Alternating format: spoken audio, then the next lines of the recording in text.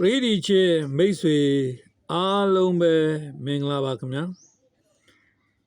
စောင်းရလည်းပဲမပြောက်သေးဘူးຫນွေဥကိုလည်းပဲမရောက်သေးပါဘူးဒါပေမဲ့2026ရဲ့ပထမဦးဆုံးသောတစ်ချိန်ကတော့ရောက်ရှိခဲ့ပါပြီโอเค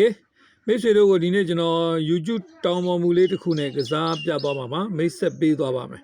ဒီမူလေးနဲ့ကျွန်တော်predicting the next 3 numbers of the Thailand lottery receipt ဒီ YouTube တောင်းပန်မှုလေးနဲ့ထိုင်းကနေတရားဝင်ထုတ်တဲ့ကဏ္ဍ6လုံးရဲ့နောက်3လုံးကိုခံမှန်းတွက်ချက်ပေးသွားမှာပါကဲကြည့်လိုက်ကြအောင်ကျွန်တော်တို့ဒါဘောနော်ဒီဟာ2025 23ချိန်နဲ့စတင်ပြီးတော့သတိတီးလာတဲ့ site ကလေးတွေပါဒါတာမန်စူးစီးပြီးတော့ကြည့်ဖို့အတွက်ဒါကနေပြီးတော့တင်ပေးထားတာပါဒါ2025တော့23ချိန်ပေါ့နော်22ချိန်ပေါ့နော်အဲ့ကနေစလာခဲ့22ချိန်ကနေပြီး24ချိန်ထိရောဆင်းသက်လာတဲ့ဘူ site ကလေးပါဒီဥစ္စာကတော့အဲ့လိုပဲ2025 23ချိန်ကနေပြီးလက်ရှိ2026တကြိမ်ထိတက်ရောက်လာတဲ့ဆက်နွယ်လာတဲ့မူ site ကလေးတွေပါဒီမူလေးတွေဟာကျွန်တော်အနေနဲ့ပြောမယ်ဆိုလို့ရှိရင်ပေါ့နော်ကျွန်တော်ကဒါ YouTube တောင်းပေါ်မူတွေဝက်ဖြစ်နေတဲ့ဇေဒီတောင်းပေါ်တွေကိုကစားတဲ့နေရာမှာဆိုလို့ရှိရင်ကျွန်တော်အနေနဲ့ပေါ့နော် evolutionary method တွေကိုကျွန်တော်အသုံးပြုပါတယ် evolutionary method ဆိုတဲ့ဥစ္စာကတော့ဆင်ကဲပြောင်းလဲမှု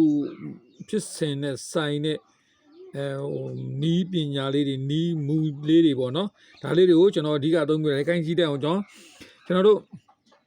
2025 22ချိန်မှာဒီမှာ9လို့ဆိုပြီးလုံးထူတိုက်တယ်ဒီ9ကိုဒီမှာခွန်6နှစ်နဲ့9ပြီးတော့မှ9လို့လုံးထူလှမ်းတိုက်လိုက်ပါတယ်အဲ့9ကိုပဲဒီမှာခွာ9ဆိုပြီးဖြစ်တယ်အဲ့9ကိုပဲဒီမှာ9နဲ့6နဲ့လှမ်းပြီးတော့9လိုက်ပြန်တယ်ဗျာနော်အဲ့ဒီ6ကဒီမှာသူစလာပြီးအဲ့9ကိုမှဒီမှာ1 5 9 9 5 1နဲ့9ထားပြီးတော့နော်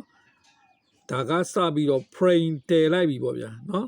အဲ့ပြီးတာနဲ့ပဲနေတယ်မှာ6က power 1ဆိုပြီးတော့ဒီမှာဖြစ်တိုက်တယ်1က power 6ဆိုတခါပြန်ပြီးတော့စိန်ဘူးထိတ်ကိုလှမ်းပြီးတင်လိုက်တယ်ဗျပြီးတော့မှဒီမှာအဲ့6 1 1 6ကိုဒီမှာ6 power 1 1 power 6ဆိုပြီးတော့လှမ်းပြီးတော့ထည့်လိုက်တာကိုတွေ့ရမှာပါပြီးလဲပြီးတော့ဒီမှာ6ကနက်ခတ်9ဆိုထိုးပြီးအဲ့9ရဲ့ power 4အထိုင်း power ခွန်လို့ဆိုပြီးသူဒီလိုထိုးလိုက်တယ်ခင်ဗျနော်အဲ့မှာဒီခွန်6 1 3လုံးပေါင်းချင်း4ဒီခွန်6 1 3လုံးပေါင်းချင်း4ဒီဟိုမှာ4ရဲ့ power 6လို့ဆိုပြန်ဖြီးပြီးတော့9ရဲ့နက်ခတ်6 6ကို9လို့ဖြစ်ပြီးတော့မှနော်အဲ့6ကိုပေါင်းချင်း9ဒီမူရင်းပြန်စတယ်လို့ပဲဒီလိုကြည့်လိုက်ကြအောင်ပေါ့နော်ဒါအဲ့တော့ဒုတိယဖြစ်လာတဲ့အနေမှာလည်းကြည့်လိုက်ပါဒီမှာ2025 23ချိန်မှာလည်းထိုနည်းတူစွာပါပဲနော်အထက်တူပြူလာတယ်ခင်ဗျာဒီမှာ258ဆိုတော့9တဲ့အဲ့ဒီ9ကိုဒီမှာ9လို့ဖြစ်လိုက်ပြီးခုနတိုင်းမှာပဲထပ်တူပဲဒီမှာ23နဲ့ခွာတယ်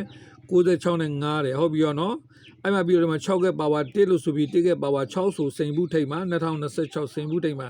တင်လိုက်တယ်ဗျာနော်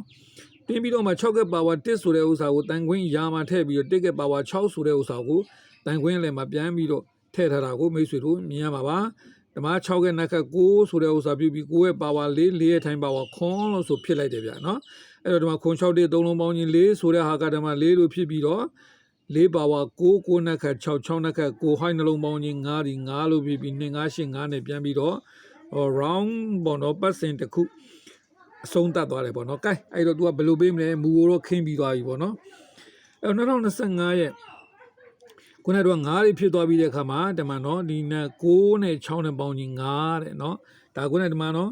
ဒါဒုတိယပင်ရဲ့အစပေါ့နော်ဒီမှာ2025 22ချိန်မှာဒီလိုတဲပြီးတော့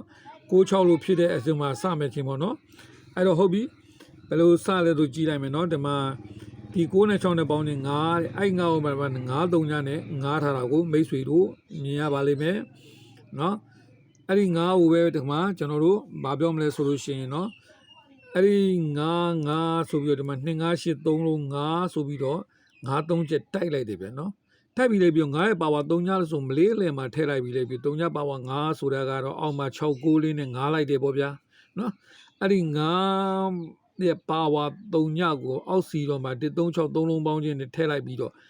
နော်3ည power 9 9ရဲ့ power 3ညဆိုပြီးတော့သူကဒီမှာလာပြီးတော့ထည့်ထားတာကိုမိတ်ဆွေတို့မြင်ပါပါနော်အဲ့ဒီမှာ9 3 9 3 6လို့ထွက်တာဖြစ်တဲ့အတွက်ကြောင့် 9 3ညကီးဒီကစားတယ်လို့ဒါကျွန်တော်တို့သိလို့ရပါတယ်เนาะအဲ့မှာတစ်ခါထပ်ပြီးလိုက်ပြီးတော့အဲ့3ညကိုပဲဒီမှာဒီ3ညပါเนาะဒီ3ညကိုဒီမှာ6 6နဲ့3ညပါတယ်3ညနဲ့ခက်9နဲ့10နဲ့ပေါင်းချင်းခွန်းလို့ဆိုပြီးဒီလိုဖြစ်လိုက်လို့เนาะခွန်းရဲ့နက်ခက်ဒီမှာ6 8 6နဲ့3ညတယ်အဲ့3ညကိုပဲ3ညပါဝါဒီမှာ6 9နဲ့5ပြီးတော့5ရဲ့နက်ခက်3ည3နဲ့3လို့ခွန်း3ည5 3ကတော့ဒီပင်မှာခွန်း3ည5 3ကကီးအနေနဲ့ကစားလို့ break အနေနဲ့ကစားနေတာကိုမိတ်ဆွေတို့ဒါ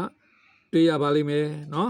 ဟုတ်ပြီနောက်တစ်ချက်ကနေဘာလို့လဲဆိုဒီမှာဒီမှာပဲဒီ9ဥစ္စာကိုပဲ9ဒီ9လားဒီ3ညပါဝါ9လားပဲ9ပဲဖြစ်ဖြစ်ပေါ့ဗျာဟောမှာဒီ3လုံးပေါင်းကြီး9တဲ့168 3လုံးပေါင်းကြီး9ပေါ့နော်အဲ့ဒီ9ကိုမှဒီမှာ9ရင်တက်ခတ်1 3ညနဲ့3ပြီနော်3ပြီလေပြီးတော့3ရဲ့ပါဝါ3ည6နဲ့8လိုက်တဲ့အတွက်ကြောင့်ဒီမှာ9 3 8ကတော့ပေါင်းခြင်းသို့မဟုတ် break အနေနဲ့ကစားလာတာကိုမိတ်ဆွေတို့မြင်ရမှာပါနော်ဒါလေးကိုပြန်ကြည့်မယ်ဆိုရင်9 3 8ဒီနော်ဒီမှာဒီ6 8ပေါင်းခြင်း9 1 3ညနဲ့ပေါင်းခြင်း3 5 3 3ည6နဲ့ပေါင်းခြင်း8ဆိုတော့9 3 8ဒီအပေါင်းခြင်းသို့မဟုတ် break နဲ့ကစားပါတယ်ဒီကလာတဲ့ဒီမှာ8 9ပေါင်းခြင်းခွန်းနဲ့ခါ6 8 6ဆိုတော့3ညပေါ့နော်ခွန်း3ညပြီးတော့ဒီမှာ9 3ဒီခွန်း3ည9 3ကတော့ key break အနေနဲ့ကစားတယ်လို့ကျွန်တော်တို့တွေ့ပါတယ်နော်ဟုတ်ပြီအဲ့ဒါလိုပဲဒီမှာကျွန်တော်ကြည့်မယ်ဆိုလို့ရှိရင်တီတူပါပဲဒီမှာ4 8 5ပေါင်းခြင်းခွန်းနဲ့အဲ့ခွန်းကိုဒီမှာ1နဲ့6နဲ့ခွန်းပြီးဗျာခွန်းပြီးရတယ်9နဲ့10နဲ့လှန့်ခွန်းလိုက်သေးတယ်ဗျခွန်းပြီးရတဲ့တပင်ဟောဒီနှစ်ကလေးကတော့ဟောဒီမှာမလေးအလယ်မှာထည့်လိုက်ပြီးတော့နှစ်ပါဝါခွန်းလို့ဆိုပြီးအောက်မှာ53နဲ့ခွန်းလိုက်တယ်နော်ခွန်းပြီးရတဲ့ဒီမှာ4 5 3ပေါင်းခြင်းနှစ်ကိုဟောဒီမှာနှစ်ပါဝါခွန်းပါဝါနှစ်လို့ချတဲ့အတွက်ဟောဒီပင်မှာ82ဒီကီးလို့ပြောလို့ရပါတယ်နော်အဲ့82ကီးဆိုတဲ့ဥစ္စာမှာအဲ့နှစ်ကိုပဲဒီမှာဟောမှာ9 6နဲ့နှစ်လိုက်ပြီးပလက်တိုင်ထိတ်ကပလက်တိုင်တိုင်ပြီးရစိန်ဘူးထိတ်က6 6 3လုံးပေါင်းခြင်းနှစ်တဲ့ဟောဒီနှစ်ကိုနှစ်တဲ့နှစ်ပြီးတာနဲ့ဒီပြန်နဲ့ဟောမှာယာကပလက်တိုင်ယာနဲ့ဟောချွန်းယာနဲ့ပေါင်းတော့9 9ပေါင်းခြင်း4လို့ဖြစ်တယ်ဗျာနော်4နှစ်ခါဒီမှာ6 6နဲ့နှစ်တဲ့နှစ်ပါဝါဟောမှာ89နဲ့ခွန်းပြီးတော့ခွန်းနှစ်ခါ3ညလို့ဖြစ်တဲ့အတွက်ကြောင့်မလို့ဒီပြင်မှာ4နှစ်ခွန်း3ညကတော့ထပ်တူမူတွေလိုပဲ4နှစ်ခွန်း3ညကကီးဘရိတ်ကစားဖို့ရှိတယ်လို့ပြောလိုက်ပြရတယ်နော်ဟုတ်ပြီဒါဆိုလို့ရှိရင်ဒီနှစ်ကိုပဲဖြစ်နေတယ်ဒီခွန်းကိုပဲဖြစ်နေတယ်သူလာရတဲ့ဥစ္စာမှာဒီမှာကြည့်လိုက်ပါဒီနှစ်ကိုသူ့ပါဝါခွန်းနော်ခွန်းနှစ်ခါ1 9 3ညနဲ့3ညလို့ဖြစ်ပြီဗျခွန်း3ညပေါ့နော်အဲ့3ညပါဝါ9ကိုဒီမှာ6 6 3ညနဲ့9လိုက်တဲ့အတွက်ကြောင့်ဒီပင်မှာခွန်း3ည9ကတော့ရှေ့ပင်လိုပဲဒီမှာနော်ဒီခွန်း3ည6ပင်တော့လိုပဲခွန်း3ည9ဒီ break နဲ့ key ကစားဖို့break နဲ့ပေါင်းခြင်းကစားဖို့ရှိနေတယ်လို့ပြောလိုက်ပြရတယ်ဒီနေရာမှာ break နဲ့ပေါင်းခြင်းကစားတဲ့အချိန်မှာဒီမှာကြည့်ပါခွန်း3ည9 3 key break ကစားတဲ့နေရာမှာ9 3 8ကလည်း break ဆိုတော့အဲ့ဒီကနေကျွန်တော်တို့ main အနေနဲ့ကြည့်လိုက်တဲ့အခါဟောဒီမှာ9 3ဒီ break ဖြစ်သွားပါတယ်9ရဲ့နက်ခတ်3ကတော့ main break လို့ဒါကျွန်တော်တို့ပြောလို့ရပါတယ်ဟုတ်ပြီနော်ဒါဆိုလို့ရှိရင်ဒီမှာဆိုလို့ရှိရင်လည်းခွန်း3ည9 break နဲ့ဒီ4နှစ်ခွန်း3ည break ထဲကနေဆွဲထုတ်လိုက်မယ်ဆိုရင်ခွန်း3ည break ပေါ့ဗျာအဓိကကတော့ဒီမှာခွန်းနက်ခတ်ဒီ3ခွန်းပေါင်းချင်း3ညဒီ3ည break လို့ဆိုပြောထားတာဖြစ်တဲ့အတွက်ကြောင့်နော်ဒီပင်မှာကျွန်တော်တို့ဒီ3ည break ဒီအားကောင်းတယ်လို့ကျွန်တော်တို့ပြောလိုက်ပြစီ။ကဲ3ည break ကတော့အားကောင်းနေပြီဘယ်လိုဖြတ်လိုက်ကြမလဲဘယ်လိုဆုံးဖြတ်လိုက်ကြမလဲနော်ဒါကျွန်တော်တို့ဒီမှာ2025ရဲ့ဒီ20နဲ့နှစ်ကျင်းကနေစလာတဲ့ဥစ္စာပေါ့နော်ဒီမှာ3ညနဲ့ခွန်ဒီမှာခွန်လို့တိုက်လိုက်လို့ခွန်လို့ပုံခင်းလိုက်တယ်အဲ့ခွန်မှာဒီမှာခွန်နက်ခတ်83နဲ့30တယ်ဗျာဟုတ်ပြီနော်3ညနဲ့ခတ်ခွန်လို့ချပြီးတော့ဒီမှာခွန်လို့ပုံခင်းလိုက်တယ်လားအဲ့ခွန်ရဲ့နက်ခတ်3ညကို83နဲ့3ညလိုက်ပြီးအဲ့လို3ညလိုက်ပြီးရတယ်အဲ့3ညကိုပဲဒီမှာ3ညရဲ့ထိုင်းပါဝါ6 3ည9နဲ့6 3ည3နဲ့9တယ်ဗျာနော်6 3ည3နဲ့9လိုက်တဲ့အတွက်ကြောင့်မလို့ဒါက3ည9လို့နော်ခွန်3ည9ပေါ့ဗျာနော်ဒီ3ညကိုဒီမှာ64နဲ့လဲ3ညထားတာတွေ့မှာပါဒီ3ညရဲ့ထိုင်းပါဝါဒီမှာ6 3ည3နဲ့9ပြီးအဲ့9ရဲ့ထိုင်းပါဝါဒီမှာ3ညလို့ဆိုပြီး3ခွန်နဲ့ပြန်ချပြီးတော့3ညရဲ့နက်ခတ်ဒီမှာ8 3ည9နဲ့ခွန်လိုက်တယ်ဗျာနော် အဲ့ခွန်ကိုမှခွန်ပါဝါနှစ်လို့ထည့်လိုက်ပြီးတဲ့ပြီးရောအဲ့ဒီနှစ်ကို438နဲ့နှစ်လို့ဖြစ်လိုက်တယ်နော်438နဲ့နှစ်လို့ဖြစ်ပြီးတော့အဲ့ဒီ438ဒီဟောဒီအပေါ်23ချိန်မှာနှစ်လို့ရေးထားတဲ့မလေးက3လုံးပေါင်းနှစ်ဖြစ်ပါတယ်ဒီနှစ်ကိုနှစ်ပါဝါခွန်လို့ဖြစ်ပြီးအဲ့ခွန်ကိုဒီမှာဟာမှာစာညက်ကအောက်မှာလည်းပဲခွန်လုံးထည့်ထားတယ်အဲ့ခွန်ကတော့ဒီပင်မှာလုံးပိုင်းကစားသွားတာကိုဒါကျွန်တော်တို့တွေ့ရမှာပါနော်အဲ့ခွန်3ညလုံးပိုင်းကစားသွားခဲ့တယ်လို့တော့ဒီနှစ်3ညကိုလည်းပဲသူကနေပြီးတော့တလုံးပါဝါလှမ်းပြီးတော့နှစ်9တွဲ3ညခွန်တွဲနဲ့ဒီမှာခွန်3ညတွဲ9နှစ်တွဲတတွဲနဲ့ဗရိတ်93ကိုခွန်3ည6လို့ဆိုပြီးတော့သူကစားသွားခဲ့ပါတယ်မိတ်ဆွေဟုတ်ပြီနော်ဒါဆိုလို့ရှိရင်ဒါပြန်ကြည့်လို့ရှိရင်ရပါတယ်ဒါကတော့လုံးမိုက်ထုတ်တဲ့ကံမှာတော့3ညခွန်လို့ဖြစ်တယ်ဒီမှာခွန်က30ထိုင်းပါဝါဒီမှာ3366နဲ့9တယ်9ရဲ့ဒါထိုင်းပါဝါ3ညပေါ့နော်3ညရဲ့နှက်ခတ်ဒီမှာ839နဲ့ခွန်ပြီးတော့ခွန်ပါဝါ2တဲ့အဲ့နှစ်ကိုနှစ်ပြီးတော့အဲ့ဒီမှာပါပဲနှစ်ပါပဲဗျာနော်အဲ့နှစ်ကပါဝါခွန်ဟိုင်းမှာဒီခွန်ပေါ့ဗျာအဲ့ခွန်ကလုံးပိုင်နဲ့နော်လုံးပိုင်နဲ့ဒါနှစ်3ညကိုတလုံးပါဝါလန်တော့90ရဲ့9နှစ်ကလေးကနေပြီးခွန်3ညတွဲကိုကစားပြီးတော့ break 3ကိုခွန်3ည6နဲ့ကစားသွားတယ်လို့ကျွန်တော်တို့တွေ့ရပါတယ်နော်ဟုတ်ပြီအဲ့ဆိုလို့ရှိရင်အခုကျွန်တော်တို့လက်ရှိဒဲဘွဲအတွက်ဆုံးဖြတ်လိုက်ကြအောင်ကဲသူလည်းပဲလာတယ်ဗျာနော်သူ့ပုံစံအတိုင်းပဲဒီမှာ3နဲ့3ရဲ့နှက်ခတ်9ကို9လို့ချလိုက်ပြီးဒီ9ကိုပဲဒီမှာပရိဘတ်ပုံခင်းနဲ့ပုံခင်းလိုက်ပါတယ်နော်အဲ့ဒီ9ကိုပဲဒီမှာ1နှစ်နဲ့လှမ်း3ပြီးလိုက်ပြီးတော့ဒီမှာနှလုံးပေါင်းချင်း3လို့ဆိုတော့ထပ်ပြီးတော့မှန်မှန်ကန်ကန်ပဲထောက်ပေးလိုက်ပြီဗျာနော်မှန်မှန်ကန်ကန်ထောက်ပေးလိုက်ပြီဖြစ်တဲ့အတွက်ကြောင့်မလို့ကျွန်တော်တို့ကနေပြီးတော့နော်ဒီ3ရဲ့ထိုင်းပါဝါเนาะဒီမှာ894ဆိုပြီးလဲပြီးရော3လုံးလှမ်းပြီးတော့တက်လိုက်တာကိုမိတ်ဆွေတို့မြင်ပါလိမ့်မယ်เนาะ894နဲ့တက်ပြီးတစ်ကထိုင်းပါဝါဟိုင်းမှာဒီ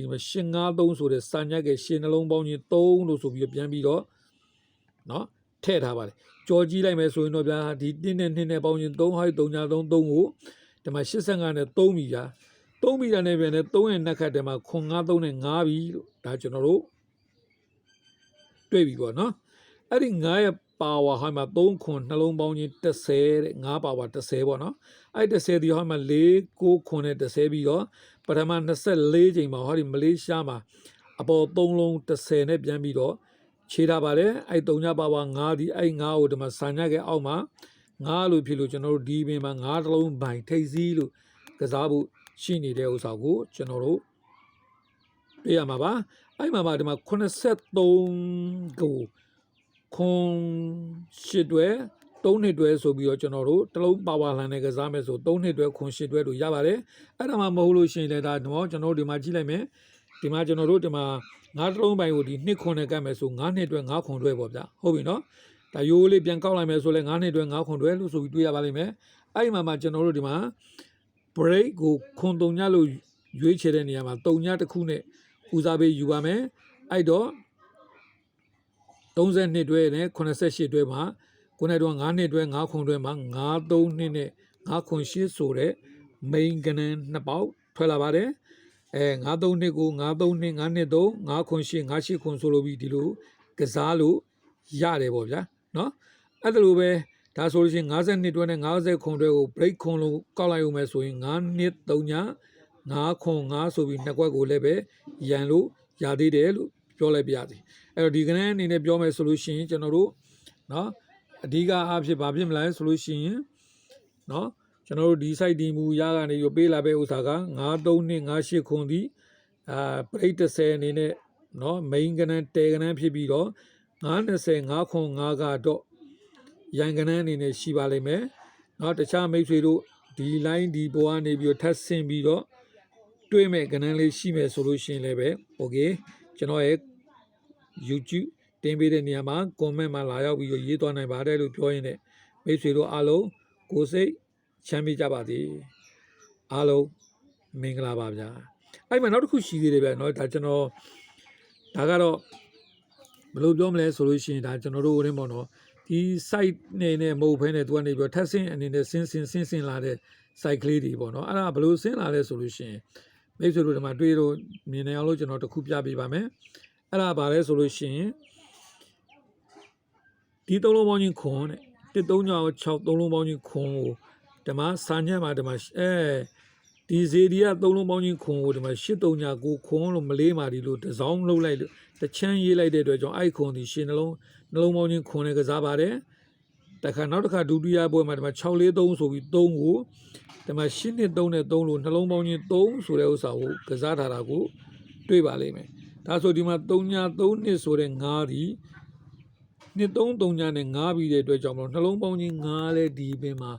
ပါလေအောင်မယ်တဲ့နော်ပါလေအောင်မယ်ဆိုလို့ရှိရင်တော့မိတ်ဆွေတို့ကိုနဲ့တုံးကတွေ့ခဲ့တဲ့93နဲ့908ဆိုတဲ့ကဏ္ဍလေးတွေကိုမိတ်ဆွေတို့အနေနဲ့စိတ်တိုင်းကြမယ်ဆိုလို့ရှိရင်ကျွန်တော်တင်ဆက်ပေးတဲ့ဥစ္စာကိုပြပေးခဲ့တဲ့မူလေးကိုစိတ်တိုင်းကြမယ်ဆိုလို့ရှိရင်ကြားသလောက်အော်လိုက်ပါထိုးလိုက်ပါရိုက်လိုက်ပါနေဦးနစ်စကဏ္ဍရပြီဆိုပြီးတော့ဟုတ်လားအဲ့လိုမှမို့ကျွန်တော်ရွေးချယ်ပေးရမယ်ဆိုလို့ရှိရင်ကျွန်တော်ရဲ့ Viber ဖုန်းနံပါတ်399684 69326ခုကိုဆက်သွယ်လိုက်ပါလို့ပြောရင်းနဲ့အားလုံးမင်္ဂလာပါကိုစိတ်ချမ်းမြေ့ကြပါလိမ့်ဗျာ